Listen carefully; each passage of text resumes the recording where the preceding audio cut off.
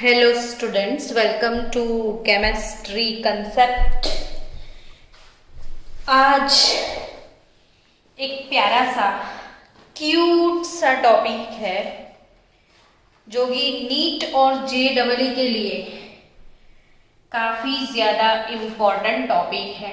So today our topic is again IMP topic for what तो NEET and JEE as well as board. Very good topic. बच्चा लोग, मैंने आज morning session में lecture में आपको मैं सिखा रही थी केमिकल प्रॉपर्टी ऑफ H2O2। तब एक चीज मैंने सिखाई थी कि जो हाइड्रोजन पेरोक्साइड है वो खुद से डीकंपोज हो जाता है सनलाइट की प्रेजेंस में। अब ये डीकंपोज होता है तो वाटर के साथ कोई गैस रिलीज करता है। चलो ध्यान से इक्वेशन देखो और आप लोग सब मुझे बताओ कि कौन सा गैस रिलीज हो रहा है। चलो फास्ट मुझे ये समझाओ कि कौन सा गैस रिलीज हो रहा है बच्चों। हेलो, तो hydrogen peroxide on decomposition releases oxygen gas.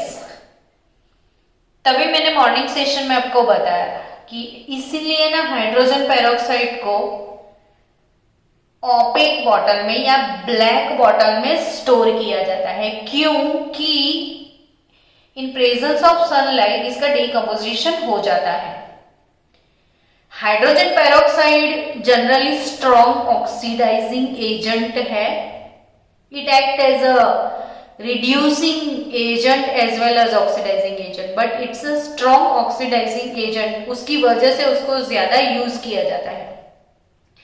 जैसे आप सभी बच्चों ने ब्लीचिंग वर्ड सुना होगा। ब्लीचिंग का मतलब क्या होता है पता है? कि कोई कलर आपको रिमूव करना है। जैसे व्हाइट फैब्रिक था आपका और इस पे दाग कोई अलग कलर का लग गया, आपको रिमूव करना है तो उसको ब्लीच करना होता है। जैसे ब्लैक बफेलो है तो वो ब्लैक बफेलो का जो स्किन निकलता है जिसे लेदर बोलते हैं, तो प्योर लेदर ब्लैक कलर का होगा ना, बफेलो का होगा तो उसे पहले ब्लीच किया जाता है तो ताकि उसका ब्लैक जो कलर है वो पूरा रिमूव हो जाता है। और ब्लीच करने के बाद उस पे और डाइज लगाई जाती है ताकि हमें colourful purse, shoes, leather band वो सारी चीजें मिल पाए। तो ब्लीचिंग मोस्टली टेक्सटाइल इंडस्ट्री में होता है। पेपर इंडस्ट्री, जैसे ये पेपर आप देख रहे हो व्हाइट ऑर्बिट व्हाइट पेपर आपको दिख रहा है, ये पूरा इतना व्हाइट कैसे, जबकि प्लांट की बॉडी से बना है। तो प्लांट का जो स्टेम है उसका जो पल्प बनता है वो तो येलो डर्टी फेलो जैसा होता है, तो येलो पल्प को ब्लीच किया जाता है तभी ऐसा व्हाइट आपको मिलता है। तो as a bleaching agent hydrogen peroxide use होता है। Nowadays we all are using hair colours. Face bleach भी करते हैं। फेस पे ब्लीच क्यों? तो फेस के ऊपर जो छोटे छोटे हेयर होते हैं जो अनसीन है, बहुत ज्यादा दिखते नहीं है, तो जब वो हेयर उसका ब्लैक कलर ब्लीच करके गोल्डन बनाया जाता है तो ब्लीचिंग फेस पे अप्लाई करते हैं तब क्रीम में एक एक्टिवेटर मिलाया जाता है और उसकी वजह से ऑक्सीजन गैस प्रोड्यूस होती है। तो स्किन ब्लीचिंग के लिए, हेयर ब्लीचिंग के लिए भी हम कौन सा सब्सटेंस यूज करते हैं? Hydrogen peroxide. तो बच्चा लोग इतना तो आपको समझ में आ गया होगा कि मार्केट में हाइड्रोजन पेरोक्साइड की डिमांड जो है वो बहुत ज्यादा है, एक्सेस डिमांड है। अब वही H2O2 जब मार्केट के लिए आपको लेना है मतलब कॉमर्शियल पर्पस पे जब H2O2 का सेलिंग होता है तब हाइड्रोजन की बॉटल पे उसका जो कंसंट्रेशन है वो लिखा जाता है। तो ये जो कंसंट्रेशन है फॉर हाइड्रोजन पेरोक्साइड की बॉटल के ऊपर लेबलिंग क्या होता है, तो वो लेबलिंग जो होता है उसका मतलब क्या होता है वो चीजें हम समझते हैं। चलो, तो जो हाइड्रोजन पेरोक्साइड है मार्केट में उसकी बॉटल के ऊपर उसकी जो स्ट्रेंथ मेंशन की जाती है, स्ट्रेंथ यानी कि उसका ग्रेड, यानी कि ये जो स्ट्रेंथ है वो स्ट्रेंथ बाय वॉल्यूम होता है जनरली उसका। तो स्ट्रेंथ बाय वॉल्यूम या फिर उसको बोला जाता है ग्रेड, या फिर उसको बोलते हैं हम STP। Eight STP released O2, और इन सब के लिए हम टर्म यूज करेंगे कैपिटल V। अब कंफ्यूजन स्टार्ट्स नाउ। मैडम नहीं समझ में आ रहा है, धीरे धीरे आ जाएगा। वही चीजें तो मैं समझाने जा रही हूं कि अगर आप मार्केट से H2O2 का एक बॉटल लेके आए, ये H2O2 का बॉटल है, चलो, और वही बॉटल पे लेबल लगाया हुआ है 30 वॉल्यूम। क्या लेबल लगाया है? 30 वॉल्यूम। तो what is the meaning of 30 volume? तो एक चीज मगज में पक्के से फिट कर लो कि हाइड्रोजन पेरोक्साइड जो है, हाइड्रोजन पेरोक्साइड जो है वो हाइड्रोजन पेरोक्साइड से आपको क्या मिलता है? तो O2 गैस मिलता है। ठीक है, hydrogen peroxide gives you oxygen gas. फिर से on decomposition hydrogen peroxide gives you oxygen gas. Hello everyone, समझ रहे हो ना? नाउ अगर आपने 1 लीटर H2O2 लिया, 1 लीटर H2O2 लिया और 1 लीटर हाइड्रोजन पेरोक्साइड के डीकंपोजिशन से आपको 30 लीटर O2 गैस मिलने वाला है। बाप रे बाप, सोचो, इमेजिन करो, 1 लीटर लोगे 30 लीटर दोगे, यानी एक बफेलो 10 लीटर मिल्क देती है, 20 लीटर मिल्क देती है, वैसे ही 1 लीटर हाइड्रोजन पेरोक्साइड आपको 30 लीटर O2 गैस प्रोवाइड करेगा। तो उसका जो वॉल्यूम है वो 30 वॉल्यूम है, ऐसा आप बोलोगे। चलो 10-12 एग्जाम्पल ले लेते हैं। What is the meaning of 10 volume H2O2? What is the meaning of 10 volume H2O2? तो 10 वॉल्यूम H2O2 का मतलब है on decomposition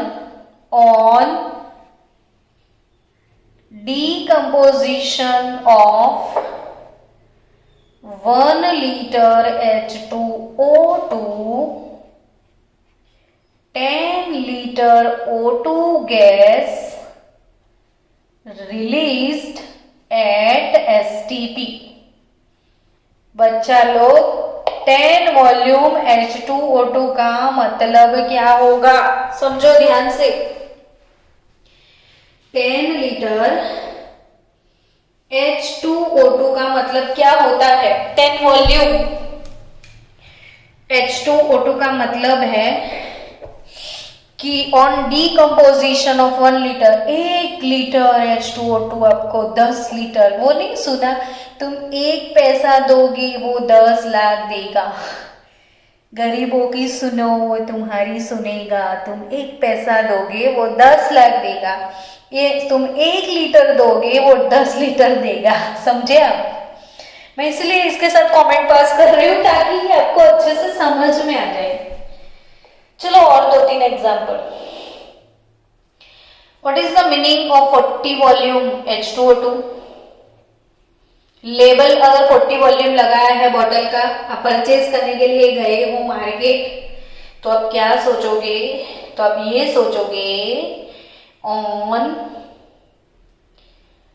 decomposition of 1 litre H2O2 it releases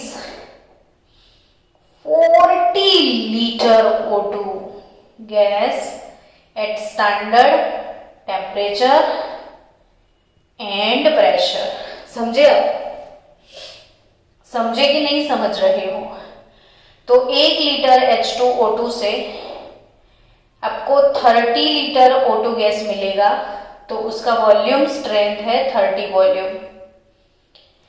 On decomposition of 1 liter H2O2 you will get 10 liter of oxygen gas। 1 litre से आपको 10 litre मिलेगा, तो उसका volume है 10 वॉल्यूम।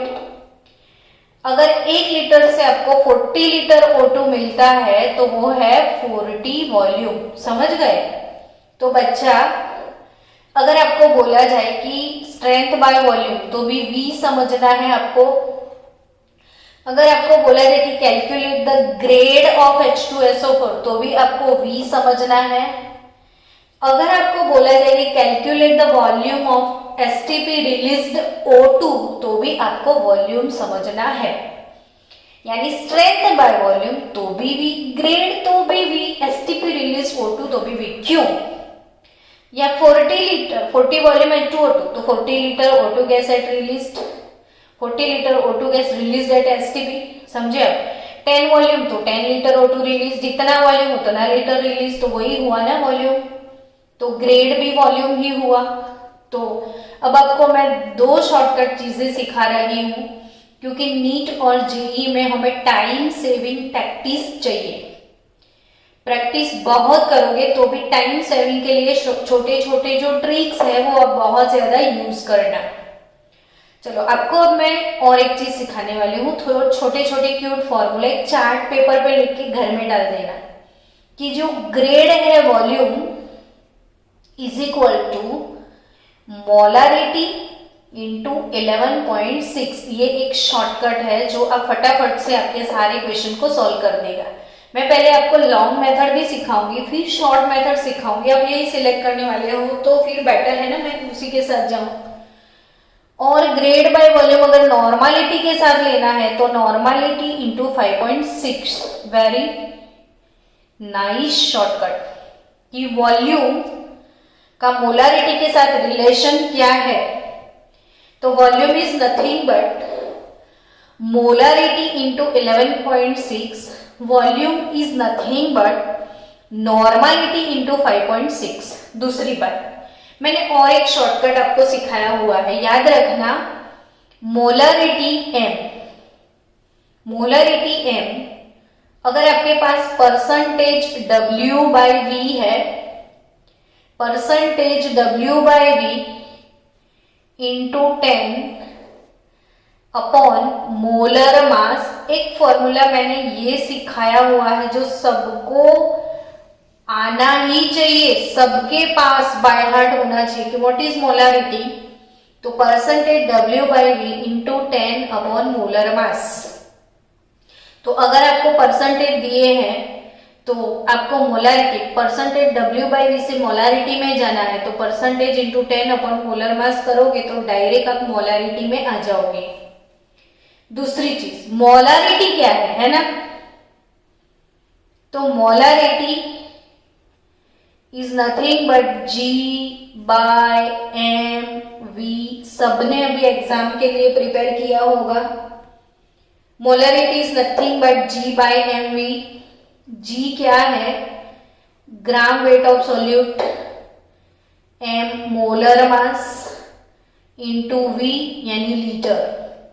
सो बच्चा G/L यानी strength in gram per litre कभी पूछ लिया आपको। Strength in gram per litre, strength यानी concentration in gram per litre. देखो ग्राम G/mv, weight of solute in gram upon molar mass into volume of solution. तो ये ग्राम पर लीटर हुआ कि नहीं, ग्राम बाय लीटर हुआ कि नहीं। तो व्हाट इज G/L, तो strength gram bye litre is nothing but molarity into molar mass. और आपको पता है ना मोलारिटी कैपिटल M, लेकिन H2O2 का मोलर मास 34 ग्राम है। तो strength in gram per litre is nothing but molarity into 34। Here also it is percentage W/V into 10/34। तो फिर से एक बार ध्यान से मैं ये पेपर आपको सेंड कर दूंगी फोटोग्राफ। फिर से बड़े ध्यान से सीखो बच्चों कि वॉल्यूम ये ग्रेड तो भी V, स्ट्रेंथ बाय वॉल्यूम तो भी V, STP release O2 gas तो भी V। ठीक है। नाउ 1 लीटर H2O2 तो 30 litre O2, 30 volume, 10 volume H2O2 तो decomposition of 1 litre H2O2, 10 litre O2 release that STP. वो सब छोड़ो, ये समझ में आया। लेकिन जो V का M के साथ रिलेशन आप पहले लिख दो अपने बुक में, क्योंकि अभी हम क्वेश्चन सॉल्व करेंगे। तो V is nothing but, volume is nothing but molarity into 11.6, volume is nothing but normality into 5.6, molarity is nothing but percentage W/V into 10 by molar mass, molarity is G/mv। So G/mv यानी weight of solute molar mass into volume. तो ग्राम per litre अगर strength पूछते हैं आपको तो molar mass into 34। अब बच्चों अगर आपको क्वेश्चन पूछते हैं तो वो सम्स को कैसे सॉल्व किया जाए। चलो आपकी टेक्स्ट बुक में जो क्वेश्चन है सबसे पहले उसी को सॉल्व करते हैं, फिर बाद में धीरे धीरे कुछ सीखते हैं। आपकी टेक्स्ट बुक वाला प्रॉब्लम पहले सॉल्व करें। तो आपकी टेक्स्ट बुक में जो प्रॉब्लम दिया गया है, पहले लॉन्ग मेथड से मैं सिखाती हूं कि कैलकुलेट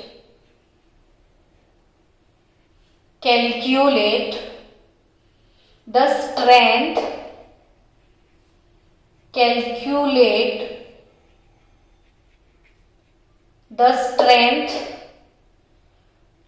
of 10 वॉल्यूम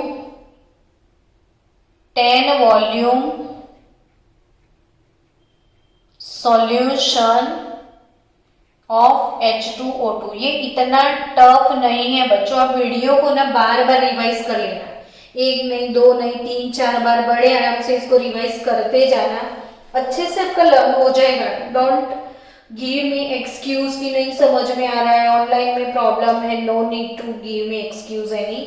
आप उसको फ्रिक्वेंटली रिवाइज किया करें, फिर भी नहीं समझ में आता है तो मेरे घर आ जाया करो।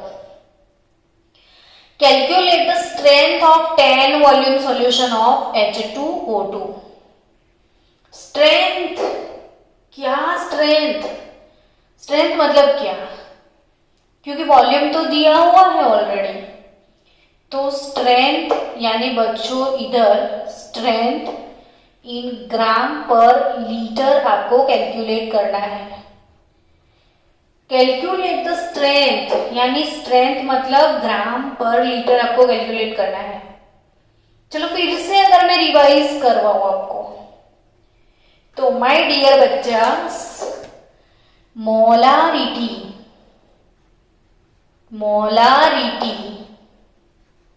कैपिटल M, फॉर्मूला क्या है इसका, G/mv। G क्या था, तो mass of solute in gram, V volume of solution in litre, और M मोलर मास H2O2 के लिए 34 होगा। तो आपको कैलकुलेट करना है ग्राम पर लीटर। तो स्ट्रेंथ यानी ग्राम पर लीटर आपको कैलकुलेट करना है। तो सीधा हिसाब मोलारिटी इंटू 34, सिर्फ इतना ही काम करना है, मोलारिटी इंटू 34। चलो व्हाट इज गिवन हियर, तो here it is given volume strength of H2O2 यानी V लिखना है, और वो कितना दिया है 10, ठीक है। यू हैव गिवन वॉल्यूम, वो भी 10।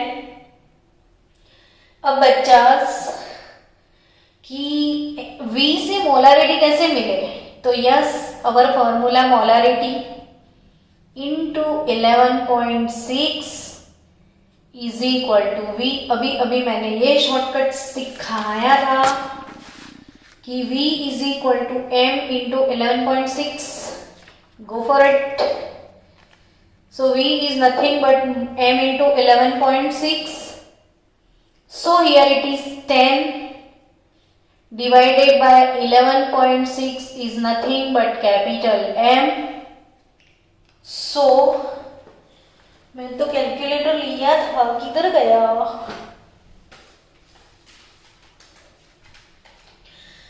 सो चलो 10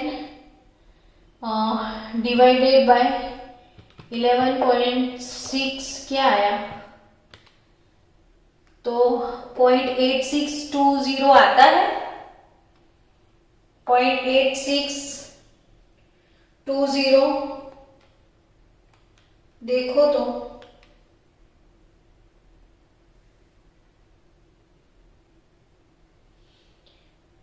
वॉल्यूम आपका 10 है, तो मोलारिटी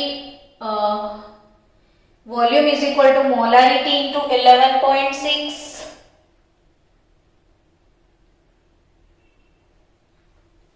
सॉरी स्टूडेंट्स, मैंने कुछ थोड़ा सा गड़बड़ किया। वॉल्यूम इज इक्वल टू 11.6 नहीं 11.2। हाँ, वो रिवाइज कर लेना थोड़ा बहुत प्लीज। 11.6 नहीं 11.2। So volume is nothing but molarity into 11.2 and 5.6 वो वाला।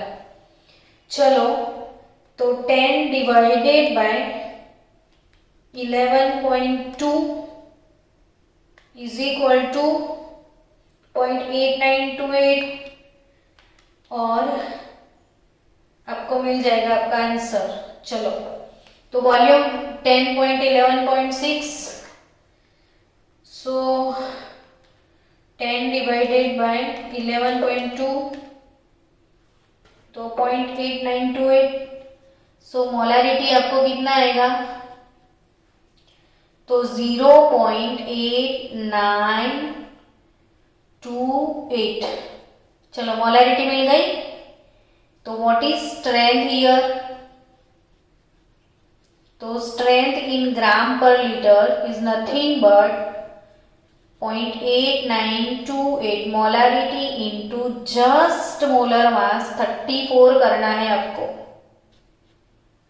और वो आपका आंसर आएगा 30.36 ग्राम। चलो फिर से एक बार मैं सिखा दूं आपको, ध्यान से आराम से। Calculate the strength of 10 volume solution of H2O2। तो strength gram per litre is equal to molarity into 34। ये फॉर्मूला है स्ट्रेंथ फाइंड करने का, ये ऐसे निकला है फॉर्मूला। तो आपको ग्राम पर लीटर कैसे लाओगे, तो मोलारिटी इंटू 34 करना है। तो मोलारिटी तो कितने आराम से मिल जाएगा। तो आपके पास फॉर्मूला है कि volume V is equal to molar mass into 11.2, ठीक है।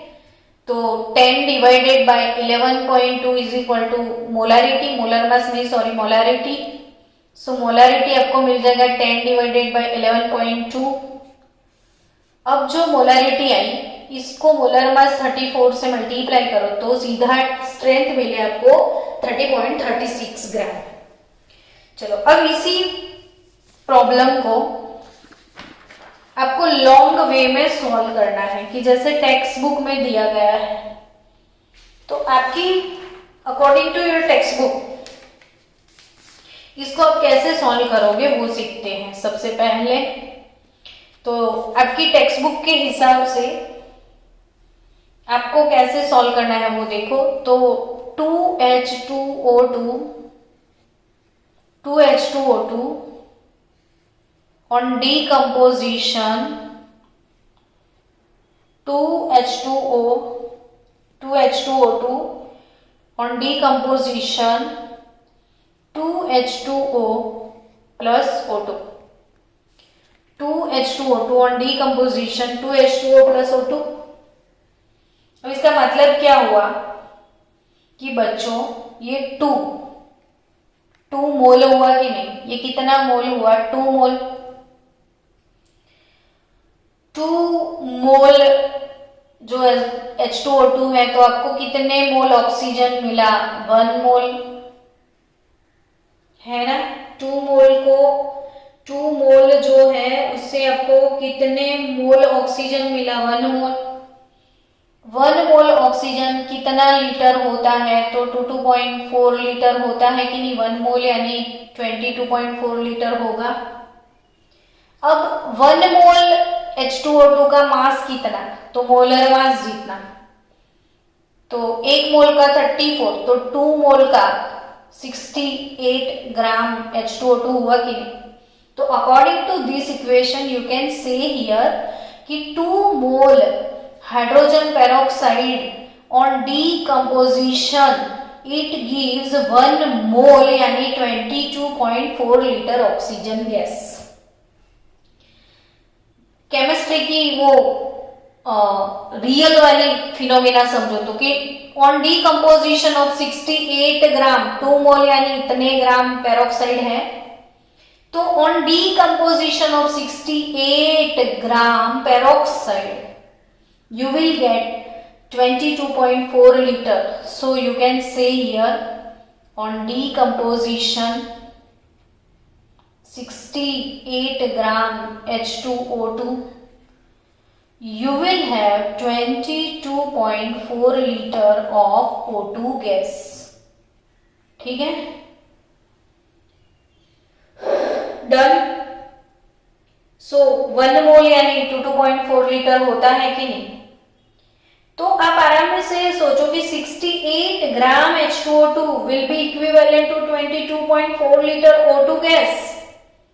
Then how many gram of H2O2 will be equivalent to 10 liter of O2 gas? Clear? आपको 10 वॉल्यूम से कैलकुलेट करना है ना। आपके क्वेश्चन में 10 वॉल्यूम था। Calculate the strength of 10 volume solution of H2O2। 10 volume का मतलब क्या होता है? On decomposition 1 liter H2O2 gives 10 liter of O2। तो आपको यहां से इक्वेशन बनाना है कि if I will get 22.4 liter O2 then 68 gram H2O2 are needed। मतलब मुझे 22.4 लीटर O2 गैस चाहिए, तो मुझे 68 ग्राम H2O2 को डीकम्पोज करना पड़े। तो अगर मुझे 10 लीटर O2 चाहिए तो कितना मुझे डीकम्पोज करना पड़े? तो 68 इंटू 10 डिवाइडेड बाय 22.4 करोगे तो आपका आंसर आएगा 30.36 ग्राम। फिर से समझो कि calculate the strength of 10 volume solution of H2O2। तो ऑब्वियसली कि भाई 68 ग्राम H2O2 का डीकम्पोजिशन होगा तो इतना लीटर O2 गैस मिलता है। तो आपको 22.4 लीटर ऑक्सीजन चाहिए ना। 22.4 लीटर ऑक्सीजन के लिए आपको 68 ग्राम चाहिए, तो 10 लीटर ऑक्सीजन के लिए कितना ग्राम चाहिए? तो 30.36 आपका आंसर। ये सेकेंड मेथड है मेरा शॉर्टकट वाला, ये टेक्स्ट बुक वाला फर्स्ट मेथड। जो भी आपको पसंद आए आप कोई भी सॉल्व कर सकते हो। चलो अगर फिर से ऐसा कोई क्वेश्चन मेरे पास है तो उसी को पहले सॉल्व करते हैं बच्चा लोग। चलो थोड़े बहुत क्वेश्चन सॉल्व करते हैं ताकि आपको मजा आए। चलो find the molarity percentage W/V for H2O2 aqueous solution having 30 volume.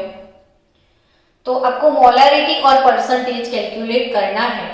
We have 30 volume H2O2 solution, so we have volume 30, ठीक है। अब आपको क्या चाहिए, मोलरिटी। ओ वाओ, तो volume is equal to molarity into 11.2।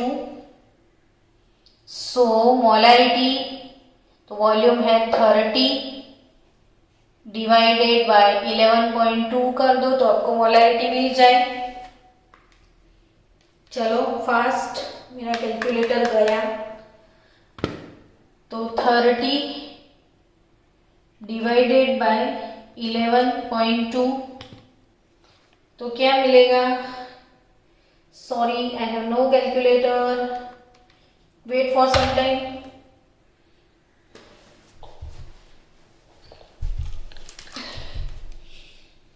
चलो स्टूडेंट, तब तक आप सॉल्व। चलो स्टूडेंट्स, मोलरिटी 30 बाय 11.2 करो आप।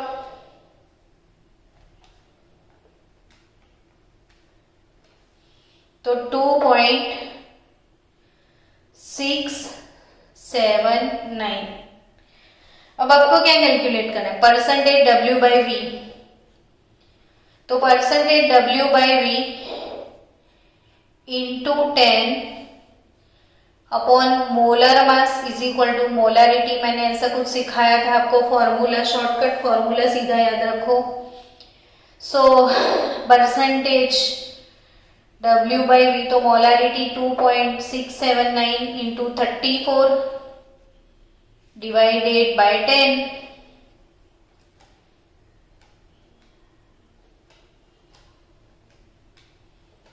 तो 9.109 परसेंटेज आपको मिलेंगे। सो बच्चा लोग, ये क्वेश्चन का आंसर आ गया समझ में। क्या क्वेश्चन है, find the molarity and percentage W by V for solution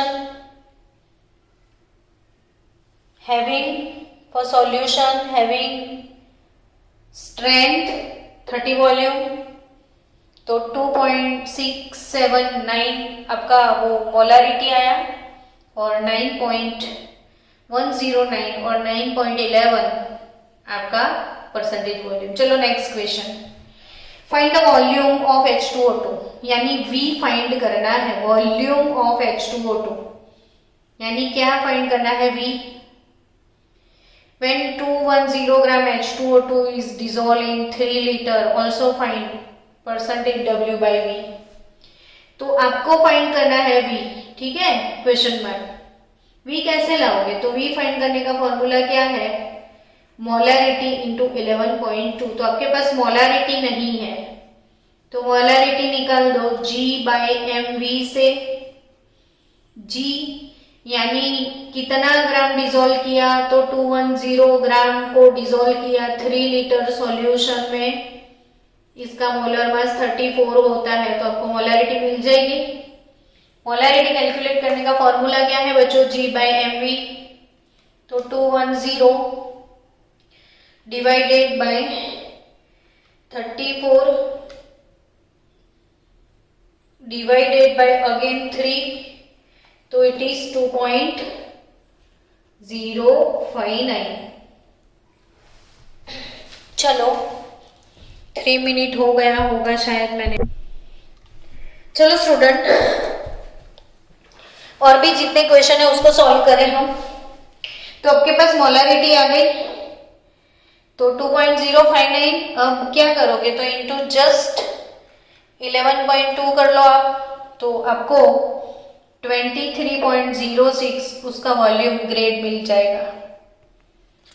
अब स्टूडेंट चलो, और भी नेक्स्ट क्वेश्चन है आपके लिए अभी।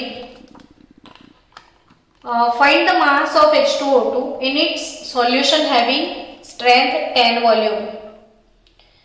तो mass of H2O2, find the mass of H2O2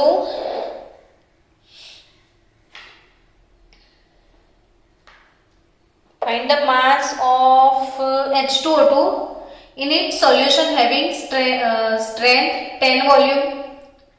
अब 10 वॉल्यूम है, मास ऑफ H2O2 कैसे निकालोगे 10 वॉल्यूम में?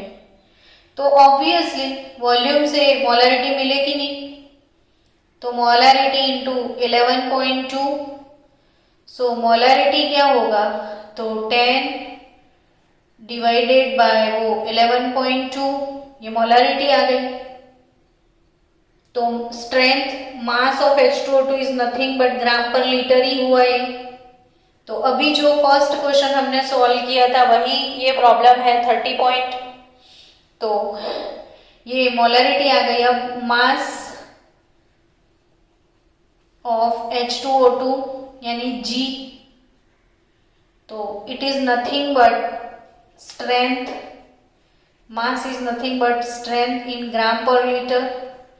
तो ग्राम पर लीटर कैसे निकाला था? तो मोलरिटी इंटू 34 करना है सिर्फ, तो 10 इंटू 34 डिवाइडेड बाय 11.2, तो it is nothing but 35.36 gram. चलो find the strength in gram per litre, molarity, normality of 40 volume. तो हियर वॉल्यूम इज गिवन, आपको क्या निकालना है? तो मोलरिटी, तो volume is equal to molarity into 11.2, तो आपको मोलरिटी मिल जाएगी। Volume is equal to normality into 5.6, तो आपको नॉर्मलिटी मिल जाएगी। और ग्राम पर लीटर, तो it is molarity into 34 molar mass, तो आपका सीधा ग्राम पर लीटर आ जाएगा। तो सारे आंसर आप ले आओ खुद। चलो आई थिंक आपको ये प्रॉब्लम समझ में आए होंगे। तो कल मॉर्निंग सेशन में हाइड्रोजन पेरोक्साइड की जो केमिकल प्रॉपर्टीज है उसको खत्म कर लेंगे। तो फाइनली मुझे कल न्यूट्रलाइजेशन के 1-2 सम्स और करवाने हैं।